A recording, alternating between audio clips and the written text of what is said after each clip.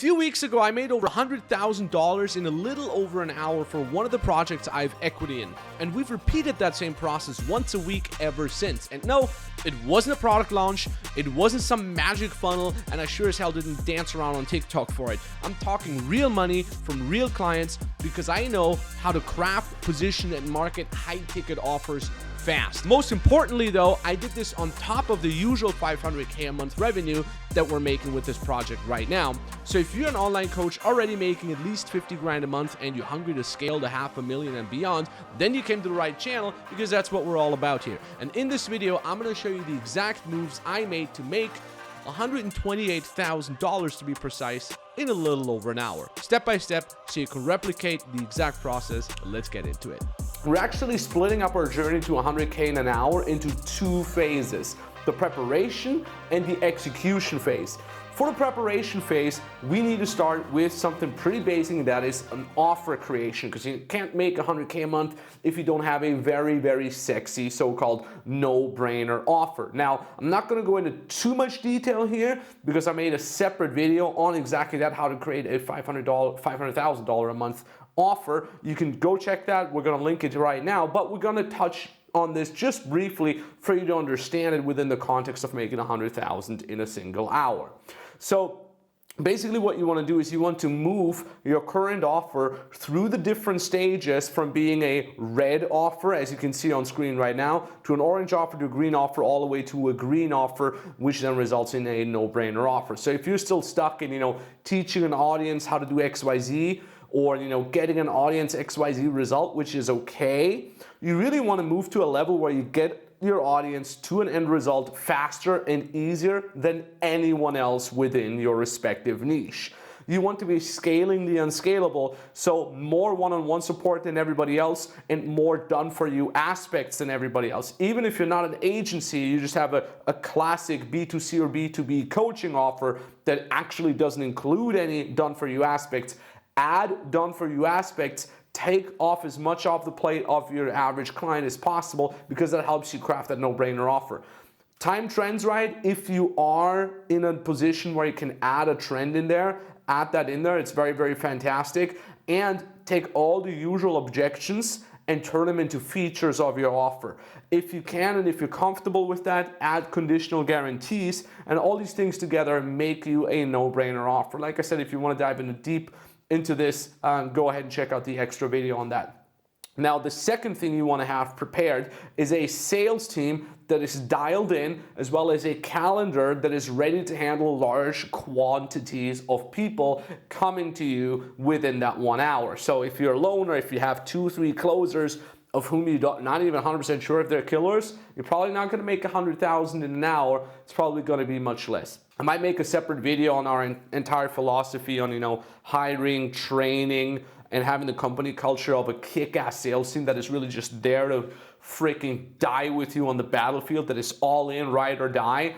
So I'm going to go not into much detail here on this, but understand that you need to have enough staff, depending on your qualification rate, to handle enough people so you can actually close enough to even get to $100,000 in a single hour. The third thing, and now we're starting to get into really the nitty-gritty things, the third part of that preparation phase is you need to create a webinar. You need to create the presentation that you're going to be showing to people within that hour that will do most of the warm-up, introduction, and sales for you and the team. In fact, it's the other way around. It's more like introduction, warm-up, and then sales for your team. So in essence, you're kind of creating a sales call, but instead of selling one-on-one, you're selling to a large quantity of people within that hour. So you're basically trying to cover everything that you would cover in a sales call in that 1 hour. The cool thing is, the advantage you have as opposed to a sales call is you can show things, you can go through things visually that you necessarily won't be able to do in a one-on-one sales call. On the other hand, though, you cannot build as well of a personal connection as you would be able to with a one-on-one person. But I have a couple tricks up my sleeve, so to speak, that will indeed still help you increase mass amounts of rapport and trust, even when you're talking to a large quantity of people. And I think one of the reasons why we're able to crack that to make 100K in a single hour so fast is because I've had over 10 years of experience of pitching off stage. So literally in a real human physical stage where I would talk to people in seminars, and as part of these seminars I'd be pitching, sometimes a room full of 600 people, and it would kind of like sell them like this. So I kind of understood the dynamics of selling to a group of people, and we've taken all that knowledge and we've put it into this here, and you're obviously learning it right now in this very video. But let's get back to the preparation phase. When you're creating that webinar, it's not just a simple webinar as you may know it. The webinars that are printing right now that absolutely work well are a little bit different, and they need to be much more on point than they used to be. Because webinars, if you remember, if you've been long enough in the industry, webinars used to be a thing, I would say like back in 2017 to 19-ish, and then they kind of lost the public support, so to speak. People didn't really care about them, but now webinars are back. Webinars are crushing. A lot of my, 500,000 to $1 million a month colleagues, they are indeed doing webinars, and they're crushing it. So there's low-key like a little bit of a comeback, the pendulum swinging back for the webinars. Anyways, what needs to be in a webinar in order for you to actually make a lot of money with it? The first thing is the topic and the angle of the webinar. That's kind of like what the webinar will be about. We actually knew our audience pretty well from having sold over 260 high-ticket clients for that exact offer that we were selling over the past 6 months alone. So we've really found out a lot of that. I took a lot of responsibility for that. What I did not do was just give the offer to my sales staff and like, figure it out, good luck, and oh, we're closing now, good stuff. I actually put in a lot of effort, quality controlling every single closing call as long as I had time for that, checking the EODs, really getting into the nitty-gritty with my sales team to really figure out what is the psychology of our audience, what makes them buy, what makes them not buy, what disgusts them, what is something that attracts them, and so on and so forth. So I really put a lot of thinking into that. If you're just watching this like, I want to know the secret trick that Max uses to make 100K in a single hour. Yeah, well, guess what? There's a lot of preparation before that. So you really want to understand your audience in and out. And the more business owners I talk to that are roughly at the $50,000 to $100,000 a month mark, the more I realize most of those have mentally already checked out. And they're like, oh, the closer's doing all the work. You're not going to get to 100,000 in a single hour unless you really understand your audience by really actually listening to the sales calls. Anyways, so all this knowledge that we've acquired over the past 6 months from over 260 high-ticket clients, we tested that knowledge in different ad angles over these past 6 months as well. So every time we found out something new, every time our sales manager reported something that I may have overlooked, we used that knowledge, we tested in different ad angles, so we understood, hey, this angle actually works by far best for an audience that is not fully bought in yet, right? Because the webinar is basically making people that are not fully bought in yet, that are only curious, into literal warm buyers ready to go. So we use that knowledge and create the angle for the entire webinar. Now, from that angle, the next step we implemented was the copy for the webinar, meaning the actual script and the slides that people would hear and see in that webinar. Here's a simple formula, quote unquote simple formula, that I recommend you build your content around. And that is, you basically take the main goal, aka the one desire that your audience wants. You subtract the biggest objections that they have from that. So meaning you help them understand that they can reach their main goal, and you basically destroy each and every one of the biggest objections that your clients usually have when they come to you. This is usually between 3 and 5 main objections. On top of that, you want to shift their mindset from thinking it's not possible or it's difficult to reaching the end result is possible and it is actually easier than you think. On top of that, you want to incorporate showing, not telling, but showing what's exactly possible. I always put it like this. Your industry, whatever industry you're in, has already been pre-burned, pre-weirded out. People have been scamming your exact audience for many years now. It's not 2017 anymore. Everybody has been on a call, on a free consulting call. Most people have already bought a product online somewhere and they've had a bad experience with it, unfortunately. The problem is now for you, hopefully I'm assuming you're someone legit that actually wants the best for their clients, you need to show them that things are possible, not just tell them like everybody else.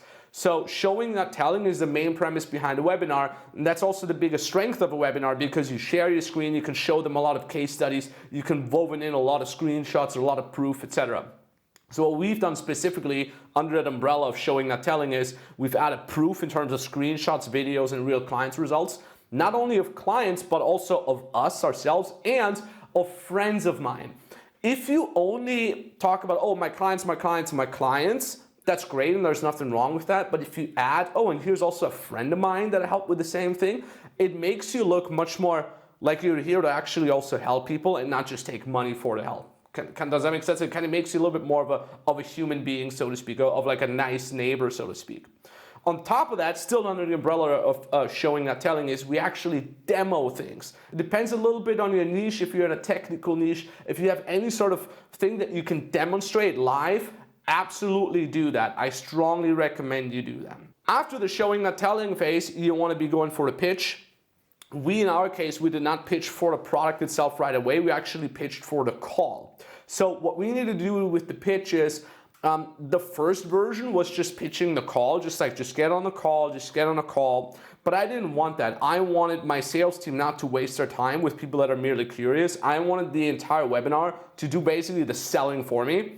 And I basically wanted to figure out a way to have these people ready to buy, and the call is just like the last formality that I want to do. But I want them to be ready on the call. I want them to be excited. So our closers and setters basically just have to qualify them, see if they're a good fit, and then close them. So while you do pitch for the call, which I recommend you do, I still want you to make the value of the system, of the method, and of your program be really visible there without giving away the price necessarily. We did not give away the price for us, also because we kind of have different tiers depending on each and every person's goal and where they are right now. You know, they might want to have a higher tier or a lower tier. So we did not mention any price, but we pitched the actual product already in the webinar without the price, but also made the call itself already valuable. And I think that's a dichotomy that many people get wrong. They either pitch only the call is valuable, which means it's a harder sell for your closers, or they pitch the product itself already, which makes it weird to then still get people on a call, so it makes the call a little bit less valuable. So what we did is, we did like 80% of the pitch for how awesome the product is, and 20% of the pitch for how awesome the call itself is already, even if they're not sure yet. If that kind of makes sense, right?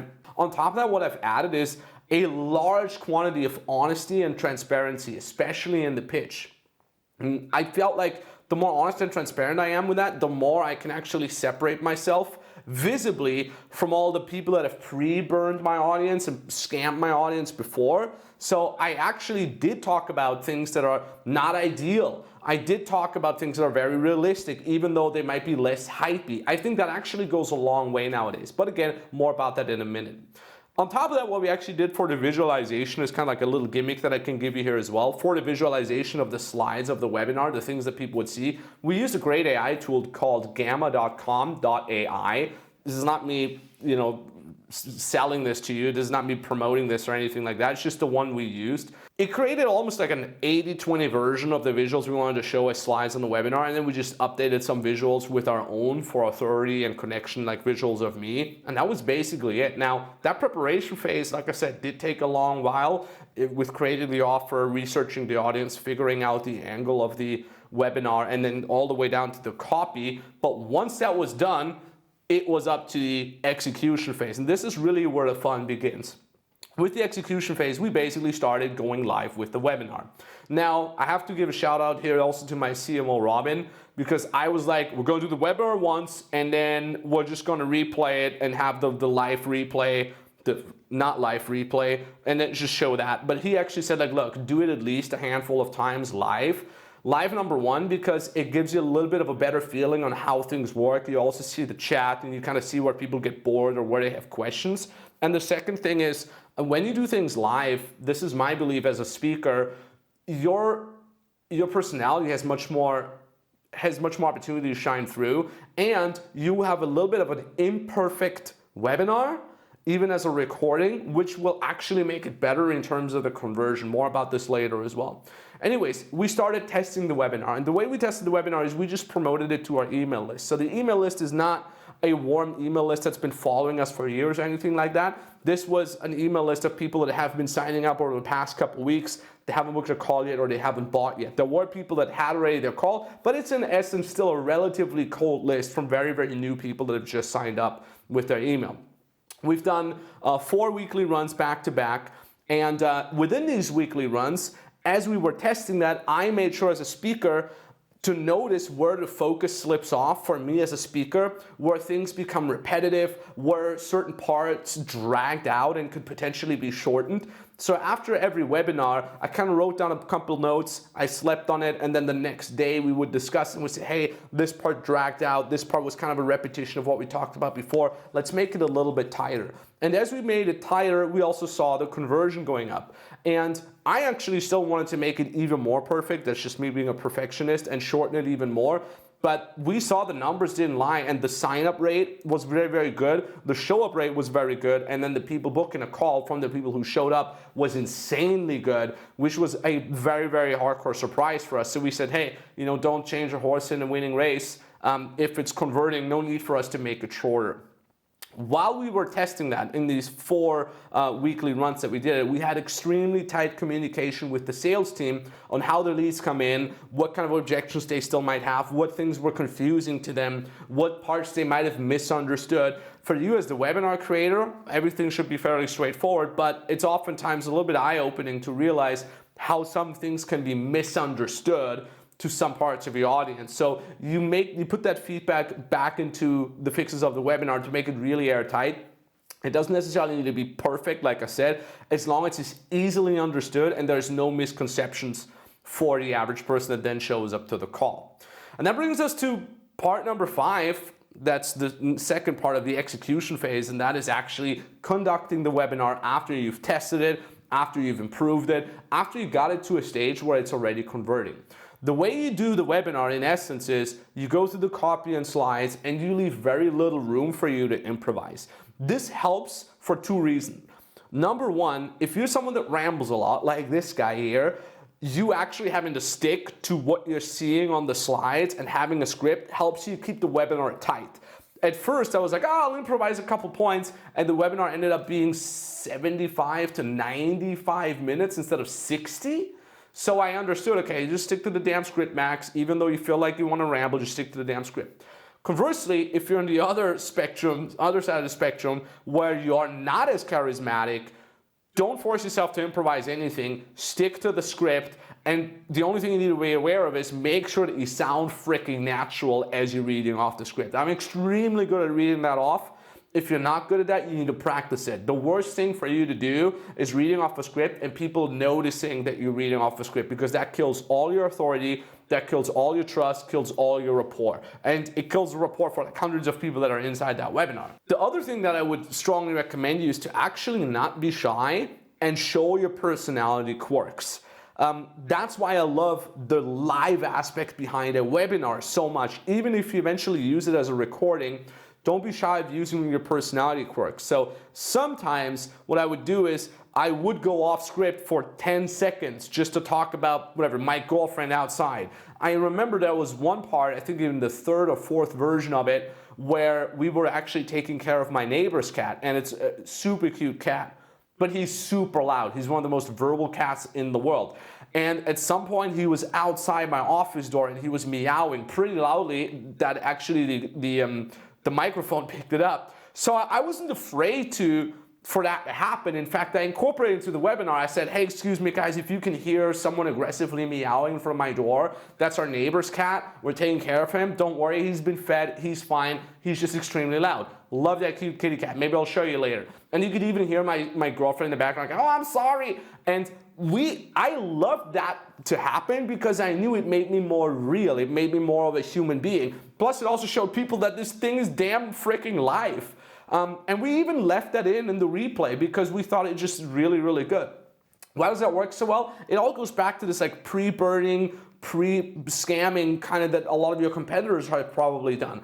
They're all trying to be perfect and they're trying to be sleazy and polished, and then here you are and you're just standing out by providing real value, really wanting to help people, more about this in a second, and just being a real damn human being. Like, I don't try to hide the fact that this is a home office. Right? And I've had a physical, actual office before. You see some of my videos on this very channel where I'm literally sitting in our actual office with my team members in the background. But I don't hide the fact that I'm just sitting at home here. In fact, right to my right here is my race simulator. It's like a little wheel that I play Gran Turismo on. So that again makes me more of a human being, and it makes people resonate much more, especially nowadays. So that is the whole idea about embracing personality quirks. I just touched on that. Focus on actually helping people. That's the next point. And a lot of people are like, yeah, the webinar, let's go make some money. How could we trick people? I mean, undoubtedly, the title of this video also was a little misleading, right? Because it's focused on like how to make 100K in an hour. But ultimately, you will always make more money if you actually have the best interest of your clients in mind. I've tweeted about this the other day as well. The more obsessed you become with your offer, with the product that you're selling, the better. Like, you don't want to be obsessed with the end result, like how much money can I make? And don't get me wrong, I count the money that we're making, like I'm excited by milestones, but I see that more as a side effect of me being obsessed with the product. Like, how much more epic can we make the product? And I often put myself in the shoe of like a new client, and I also quality control, for example, kickoff calls, one-on-one kickoff calls. Every client that comes into our program gets a one-on-one kickoff call where they're being shown the products and how everything works. And when you see that, like, I look at their reaction of each and every feature being explained to them and how excited they get. And if they're not excited about something, I'm like, God damn it, we gotta make it better. Like, I get obsessed with that. And you should do that too with everything that you're doing, especially with the product that you're selling.